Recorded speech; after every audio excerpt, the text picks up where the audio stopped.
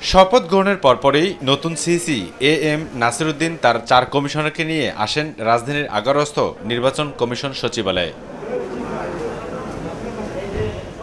এ সময় নির্বাচন কমিশন সচিবালয়ের কর্মকর্তা কর্মচারীদের ফুলেল শুভেচ্ছায় সিক্ত হন তিনি। পরে সাংবাদিকদের সাথে মতবিনিময় সভায় বসেন নবাগত নির্বাচন কমিশনার এএম নাসির উদ্দিন।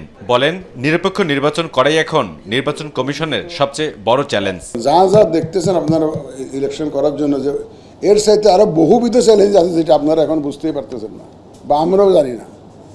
নিত্য নতুন চ্যালেঞ্জ আরও আসবে, যেগুলো আপনারা দেখেও অভ্যস্ত, তার বাইরেও কত রকমের চ্যালেঞ্জ আসতে পারে, বুঝতে না? এবং এগুলো আমাদেরকে মোকাবেলা করতে হবে। এস দে কাম, যখন আসবে আমরা মোকাবেলা করব। এবং এখানে কিন্তু আপনাদের সহযোগিতা খুবই প্রয়োজন হবে আমাদের।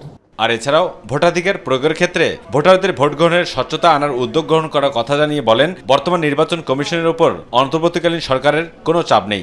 এই সরকার সেই সরকার নয় যে সরকার চাপ দেয়। আগের সরকার চাপ দিয়েছে বিকজ তাদের দলীয় এজেন্ডা ছিল, নিজেদের এজেন্ডা ছিল। এই সরকারের তো কোনো এজেন্ডা নাই। Professor Yunus has clarified on many occasions যে উনার কোনো রাজনৈতিক অভিলাষ নাই। উনি একটা ফ্রি ফেয়ার ক্রেডিবল ইলেকশন দিয়ে রাজনীতিবিদদের হাতে ক্ষমতা দিয়ে উনি বিদায় হতে চান। মুক্তি, উনি শব্দটা ব্যবহার করেছেন, উনি মুক্তি পেতে চান, এই কথাটা উনি বলেছেন। সুতরাং ওনার তরফ থেকে তো ওনাদের সরকারের তরফ থেকে কোনো চাপ নাই।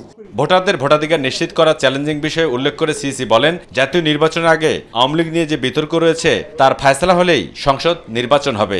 পলিটিক্যাল পার্টির সাথে আলোচনা করে যেটা দাঁড়ায় সেটা হবে। আর বড় পার্টি যদি হয় প্রতিযোগিতা হবে আওয়ামী লীগের এবং তার যে আরও জোটের মধ্যেও তার 10-12টা আছে, তো ওটা নিয়ে তো সিরিয়াস বিতর্ক আছে, চলছে, বাইরে চলছে। আপনারাও দেখতেছেন, আমরাও দেখতেছি। এই বিতর্কের ফয়সালাটা হোক।